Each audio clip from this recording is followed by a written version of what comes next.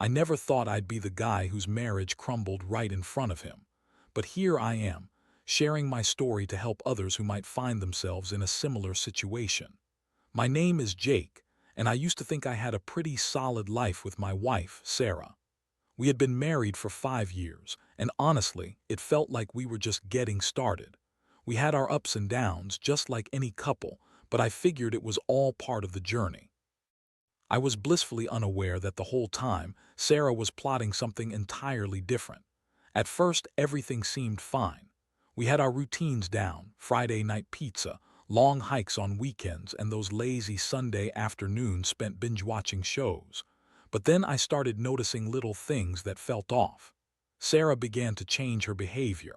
She started being more secretive with her phone, always texting late into the night. I would catch her laughing at something on her screen, then immediately shutting it down when I walked in. At first, I thought I was being paranoid.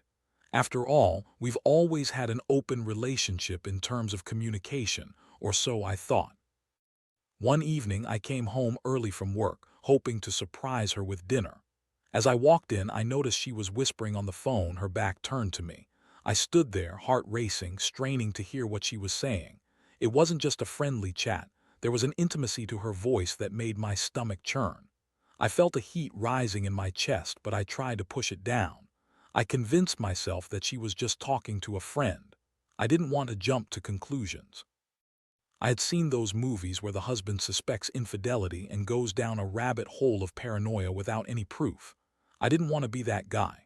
But then, a few days later, I found a receipt tucked away in the pocket of her jeans: dinner for two at a fancy restaurant. Now, that wouldn't have bothered me if it hadn't been the same night she told me she was working late. My heart sank. I confronted her about it, and she spun a tale about how she had been out with her friend Melissa. She claimed they needed a girls' night after a long week. I wanted to believe her. The last thing I wanted was to think my wife was cheating on me. But the nagging feeling wouldn't go away. I started keeping tabs, subtle ones. I'd notice her leaving the house more often, always dressed to the nines, and the late-night phone calls increased. I started feeling like I was living in a thriller movie where I was the detective trying to unravel a mystery that was right under my nose. I began digging deeper, checking her social media and looking at friend lists. It felt wrong, invasive even, but I needed answers. Then one fateful afternoon, I got the break I was looking for, or rather, the break I was dreading. I was cleaning out our home office when I stumbled upon her old laptop. It was still logged in, and curiosity got the best of me. I opened it up and saw a string of messages that made my heart drop. There were conversations with a guy named Mark, flirty texts, plans to meet up, and even some explicit exchanges that left me feeling sick to my stomach. It was like a punch in the gut, and in an instant everything I thought I knew about our marriage began to shatter. I remember feeling a mix of disbelief and rage. I couldn't wrap my head around it. How could she do this to me? Right then, my mind raced and my heart felt heavy with betrayal. I had to confront her, but how? Would she deny it? Would she twist the truth again? I felt like I was standing on the edge of a cliff, staring down at a chasm of despair. This was it. I had to confront her, but I needed a plan. I wanted to make sure I had all the evidence before I did anything. As I sat there, staring at the screen filled with her lies, I began to concoct a plan in my mind. I wouldn't let her get away with this unscathed. She had no idea I'd planned it all from day one. Little did she know, I was about to turn the tables on her, and it wouldn't be pretty. The days leading up to the confrontation felt like a slow, agonizing crawl. Each time I saw Sarah, I put on a mask of normalcy, hiding the storm brewing inside me. I kept replaying the messages I had read, feeling the weight of betrayal crushing me from all sides. I had all the evidence I needed, yet I felt like I was walking a tightrope, balancing on the razor's edge between grief and the need for revenge. I decided to execute my plan over the weekend. I was going to confront her on Saturday night, a time when tensions were low and we could talk without distractions. I had arranged for our usual pizza night, but this time I made sure to order her favorite, pepperoni and extra cheese. It felt strange to be planning a casual dinner while harboring such an explosive secret. As the day approached, I had my heart set on how I'd go about the confrontation. I thought about how I wanted to present my findings, direct and unyielding. I was tired of the lies. I wanted her to know I wasn't going to tolerate being the fool anymore. I couldn't shake the idea of turning her words back on her, the very lies she had spun to cover her tracks. When Saturday rolled around, I tried to maintain a facade of normalcy, acting as if nothing was wrong. We laughed over dinner, reminiscing about old memories, and I found myself almost slipping back into our comfortable routine. But with every joke she made, I felt my heart grow heavier, knowing that beneath that laughter lay a world of deceit. After we finished eating, I suggested we sit in the living room for a movie. I took a deep breath, knowing that I was about to unearth everything. As we settled into the couch, I made sure to turn on the dim lights, creating an atmosphere that felt right for a serious conversation. I could feel her ease into the cushions next to me, blissfully unaware of the storm that was about to hit. "Hey, Sarah," I started, trying to keep my voice steady. "Can we talk about something important?" She looked over, her brow furrowing slightly. "Sure, what's up?" "Do you remember a couple of weeks ago when you mentioned that girl's night out with Melissa?" I asked, gauging her reaction. "Of course, it was so much fun. We needed that break," she replied, her smile still intact. I leaned in closer, my pulse racing as I gathered my courage. "Yeah, about that. I found something that doesn't add up." I pulled out my phone and opened the messages from Mark, her secret that had been hiding in plain sight. "Who's Mark?" I asked, my voice low but firm. Her face drained of color as she read the screen, her mouth opening and closing like a fish. "Jake, I can explain." Panic seeped into her voice, the confidence she had during our dinner evaporating. "Explain what, Sarah?" The flirty texts, the dinner plans. "This isn't just a misunderstanding, is it?" I couldn't keep the hurt from my voice. "You've been lying to me." She jumped to her defense, stumbling over her words. "It's not what it looks like. I was just being friendly. You know how guys can be. I swear we were just talking." "Talking? Is that what you call it?" I snapped. "I can see through your lies, and quite frankly, I'm tired of it. You think I'm going to believe that you were only being friendly with a guy you're texting like that?" I could see her panicking, the fear washing over her. "You don't understand. I didn't want to hurt you, okay? I thought it was just a phase. I didn't think it would get this far." The excuses continued to roll out of her mouth, each more far-fetched than the last, but I was no longer interested in her rationalizations. I had heard enough. The anger bubbled up inside me, hot and consuming. I felt betrayed, and each word she uttered only added fuel to the fire. As she continued to plead her case, her voice rising in desperation, I leaned back, crossing my arms. I listened, but part of me was already detached, tuned out from the conversation. I was done with her excuses, her manipulation, and the deception that had become the fabric of our relationship. You could almost see the realization hit her as she finally paused, her eyes wide. "What are you going to do, Jake?" she asked, the confidence fading from her voice. I looked straight into her eyes, not backing down. "I'm not going to be your fallback plan, Sarah. I deserve better than this. You've made your choices, and now I have to make mine." Her expression turned from panic to anger, and she lashed out. "You think you're so much better than me? What you think? You can just walk away and leave me behind." I took a deep breath, steadying myself. "No, Sarah, this is not about being better. It's about being honest, and you've been anything but." The confrontation was electric, a moment where everything shifted. I had laid my cards on the table, and now it was time to figure out how I wanted to play the hand. I was done with the silence and the pretense. I was ready to step into a new chapter, but I wasn't sure what that would look like just yet. All I knew was that I had choices to make, hard ones. The aftermath of the confrontation left me feeling like I had just emerged from a storm. The atmosphere in our living room was thick with tension, and I could feel the weight of Sarah's betrayal hanging in the air like a dark cloud. I had laid it all out on the table, and the look on her face as the reality of her actions sunk in was something I would never forget. It was a mix of anger, guilt, and confusion, a cocktail of emotions that mirrored my own. For the next few days, we tiptoed around each other, the silence in our home deafening. I had made it clear that things couldn't continue as they were, but I hadn't yet decided what I wanted to do. Part of me felt like I should kick her out, but the other part was still holding on to the memories of what we had built together. We had shared dreams, plans for the future, and laughter. I wondered if there was a way to salvage what was left of our marriage or if I was just holding on to the past. I spent hours at work trying to distract myself from the chaos at home. Every time my phone buzzed, my heart would skip a beat, expecting it to be her begging for forgiveness or trying to explain herself yet again. But when I did see her, I couldn't shake the feeling of resentment. It was there in the way she looked at me, her eyes searching mine for understanding. But how could I understand what had just happened?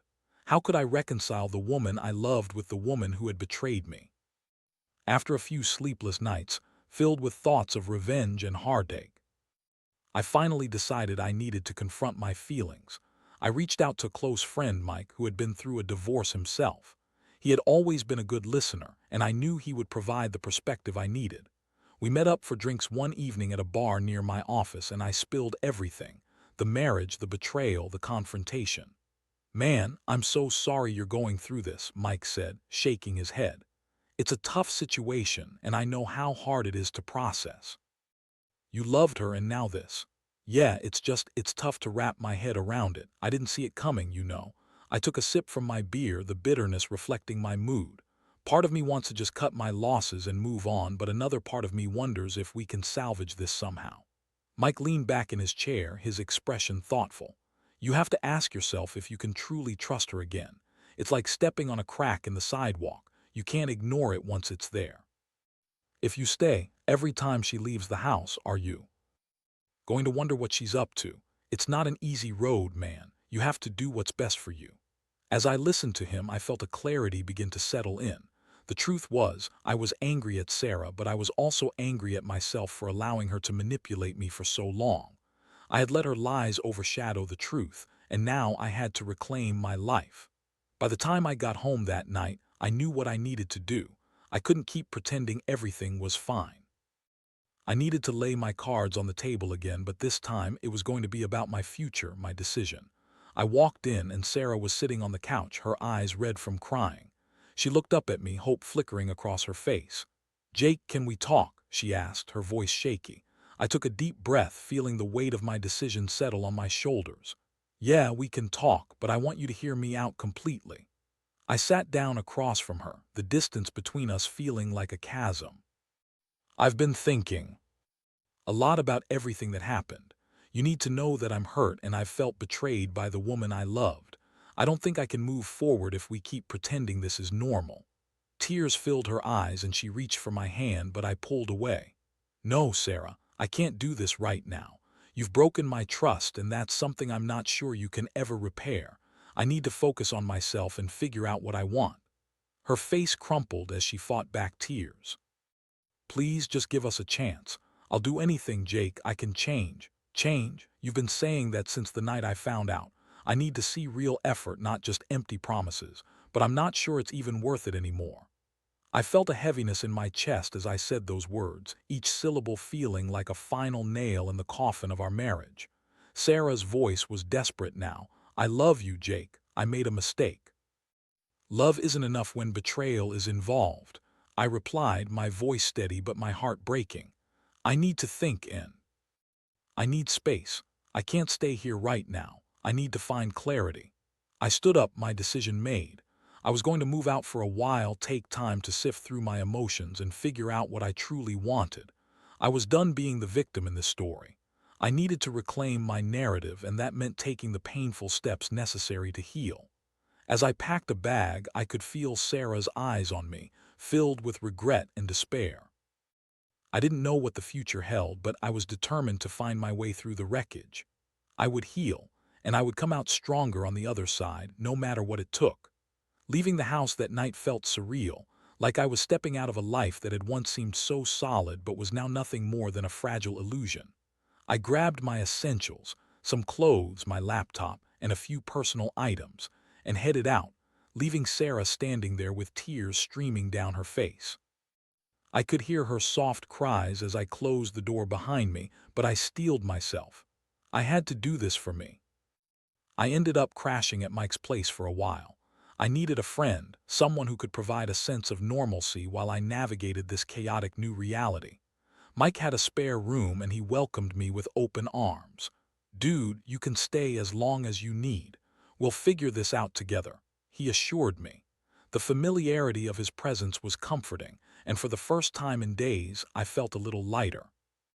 The first few nights were filled with late-night talks about the situation, reminiscing about the good old days and venting frustrations. But as the days turned into a week, I started to realize that I needed to do more than just vent. I needed to focus on healing myself.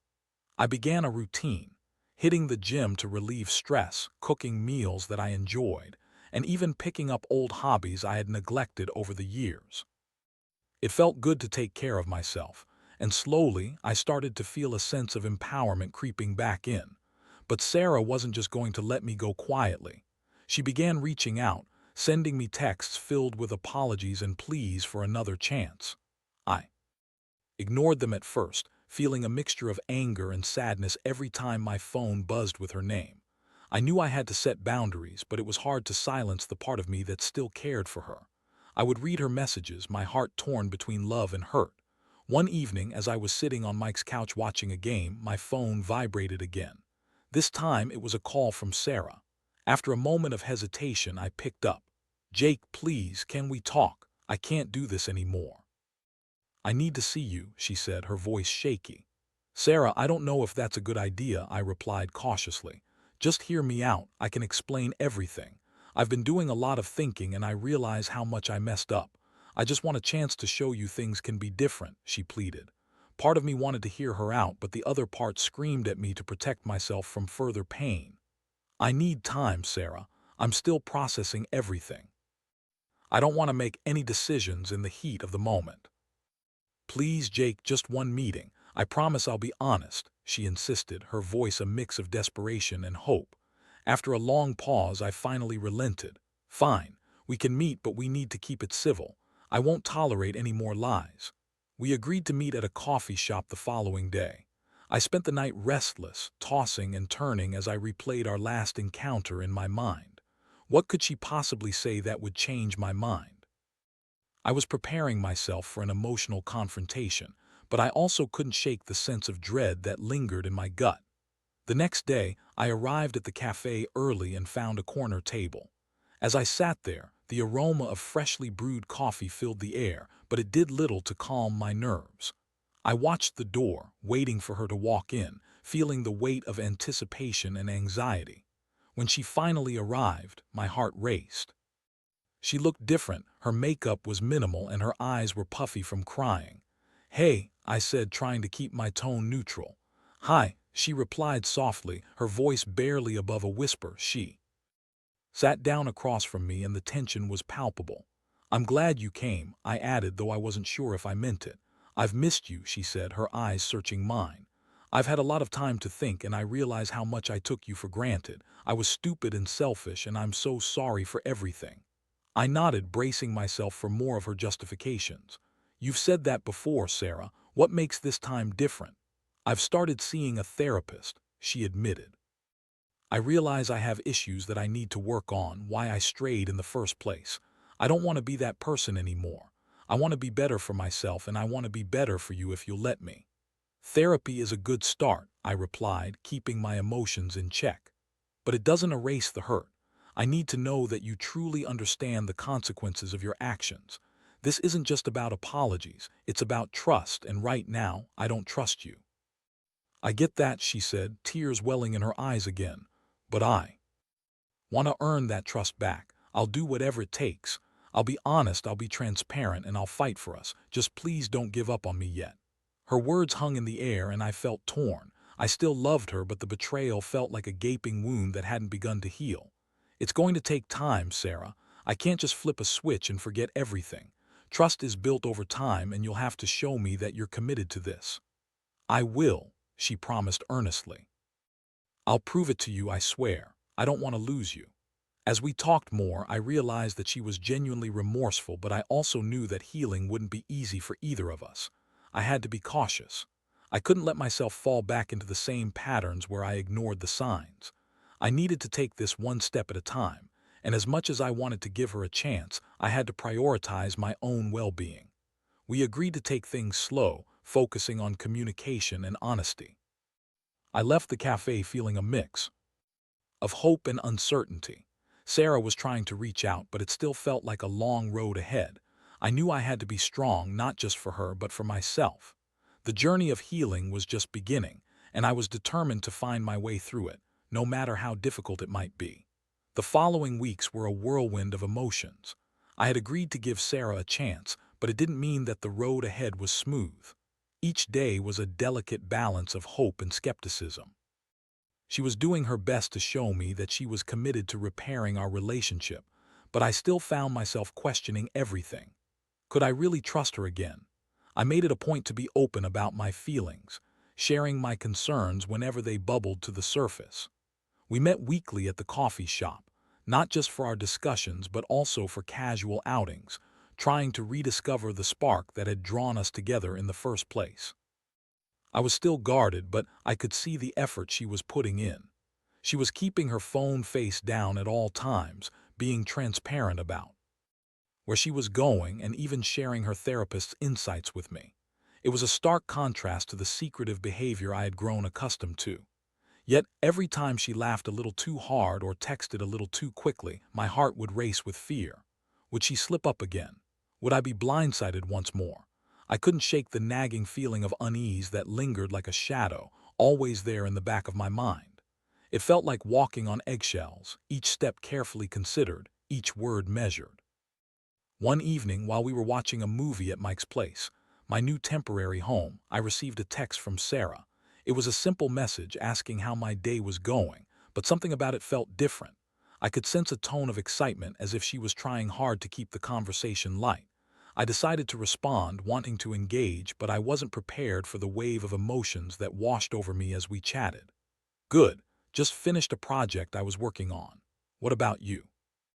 I replied, trying to keep things casual. "Just finished therapy. It was intense, but I think it's helping." She replied quickly. "Glad to hear. What's been the biggest breakthrough?" I asked, genuinely interested. I'm starting to understand why I made those choices. I was trying to fill a void, and I realize now that I need to focus on myself first before I can be a good partner again. She texted back.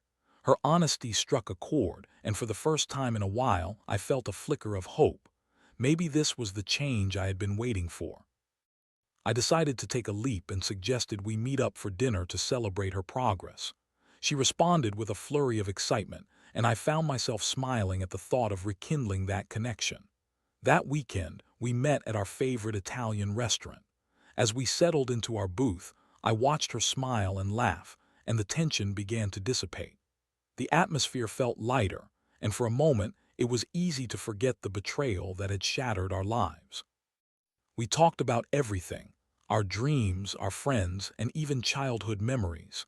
It felt like we were rediscovering each other in a way, but just as I was starting to relax, I noticed her glance at her phone more often than I was comfortable with.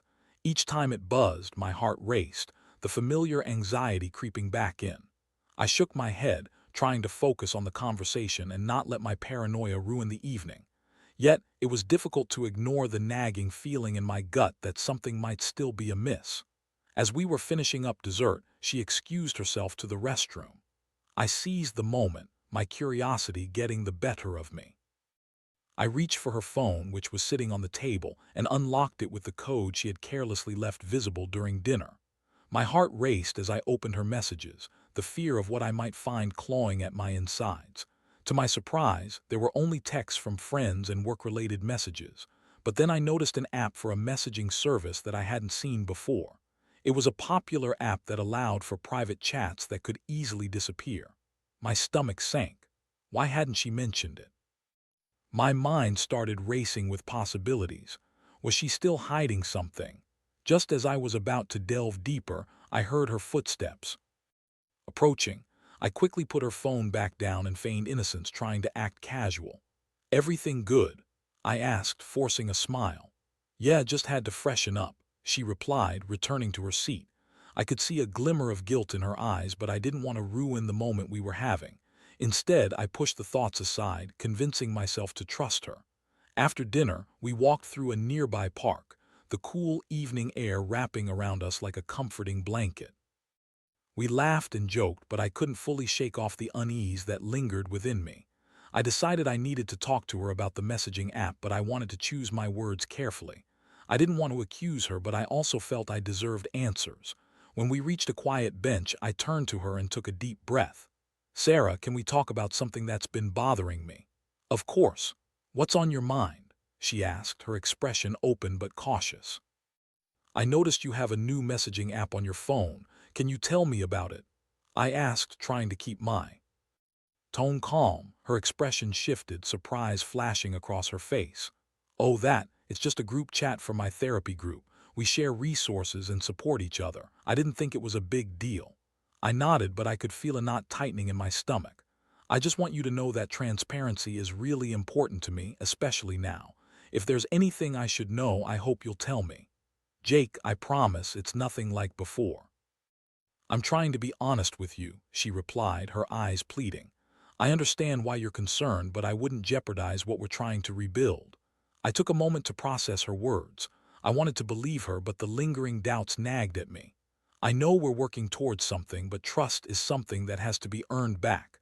I want to give you a chance, but I need to feel secure and not second-guess everything." "Absolutely, I get that. I want to build that trust back too," she said earnestly, reaching for my hand. I felt a flicker of connection, but the uncertainty kept my heart guarded. As we talked, I realized that we were still in the fragile stage of rebuilding our relationship. Sarah was willing to fight for us, but I also had to confront my fears head-on. I needed to find a way to trust her again, not just for her sake, but for my own peace of mind. That night, I went to bed feeling a mixture of hope and apprehension. I wanted to believe in the possibility of a fresh start, but I knew that the journey ahead would require time, patience, and honesty from both of us. I was determined to work through it, but I also understood that I had to stay vigilant. The layers of betrayal wouldn't dissolve overnight, and I had to navigate this new territory carefully, one step at a time. As the days turned into weeks, the process of rebuilding our relationship became both a challenge and a journey of self-discovery. I was cautiously optimistic, but I also had to stay grounded in reality. Sarah was making an effort, and I could see that she truly wanted to change. Each day brought its own set of trials, but also moments of connection that reminded me of why I fell in love with her in the first place. One evening, we had a particularly intense conversation about our expectations moving forward. I had shared my desire for open communication, and she had expressed her commitment to honesty. We were both vulnerable, and for the first time since our confrontation, I felt a flicker of hope take root in my heart. "Jake, I don't want us to go back to how things were. I know I messed up, and I want to prove that I can be better. I see now how my actions affected you, and I'm ready to put in the work," she said, her eyes steady and sincere. "I appreciate that, Sarah," I replied, feeling a warmth spread through me. "But I need to see consistency in your actions. This isn't just about saying the right things, it's about showing me through your behavior that you're committed to change." "I promise I will," she replied earnestly. "I'm learning so much about myself through therapy. I've started to understand why I made those choices, and I don't want to hurt you again. You deserve better." With each passing encounter, I found myself grappling with my emotions. I was learning to forgive, but it was a slow process. I had to remind myself that healing wasn't linear. There were days when I felt strong, ready to embrace the new path we were carving together, and then there were days when doubt crept in, whispering reminders of her betrayal. One night, as we were watching TV together, I noticed she was unusually quiet. I turned to her and asked, "What's on your mind?" She hesitated for a moment before speaking. "I've been thinking about how much I've taken for granted. I never really appreciated what we had until I almost lost it. I want to cherish every moment now." Her honesty struck a chord, and I felt a sense of connection that had been missing for so long. "I want that too, Sarah, but I need you to know that there are still scars from what happened. I'm working on forgiving you, but it's going to take time." "I understand," she said softly, her eyes filled with empathy. "I'll be patient, and I'll do whatever it takes to show you I'm committed to this." As the weeks turned into months, We continued to navigate the complexities of our relationship. Sarah maintained her therapy sessions, and I even encouraged her to focus on her personal growth outside of our marriage. I realized that we had both been on a journey of self-discovery, learning to recognize our individual needs while also fostering our connection. I found myself gradually letting my guard down, allowing space for vulnerability and intimacy to flourish once more.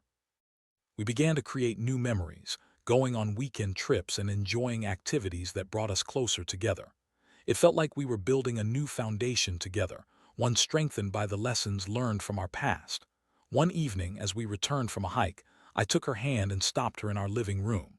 You know, I've been thinking a lot about everything we've been through. I never thought we could get to this point again, but here we are. Sarah looked up at me, her eyes sparkling with hope. I feel that way too. I know it's not perfect, but I'm grateful for every step we've taken together. I'm proud of us, I said, pulling her closer. It hasn't been easy, but I see the effort you're putting in, and it means the world to me. As I held her in my arms, I realized that while the scars of betrayal would always be a part of our story, they had also shaped us into stronger individuals. We had faced the storm and emerged on the other side, not unscathed, but with a deeper understanding of ourselves and each other. I reflected on the journey we had taken, how far we had come from that initial confrontation filled with anger and hurt. The road ahead would still have its challenges, but I was ready to face them with Sarah by my side. We were learning to communicate, trust, and love each other in a way that was genuine and real. In the end, I learned that love is not just about grand gestures. It's also about the small, everyday moments that build a life together. It's about understanding that we are all flawed, but it's our willingness to grow, forgive, and change that makes the journey worthwhile. I was determined to keep moving forward, hand in hand with the woman I had once thought I'd lost, ready to embrace whatever the future held. For us,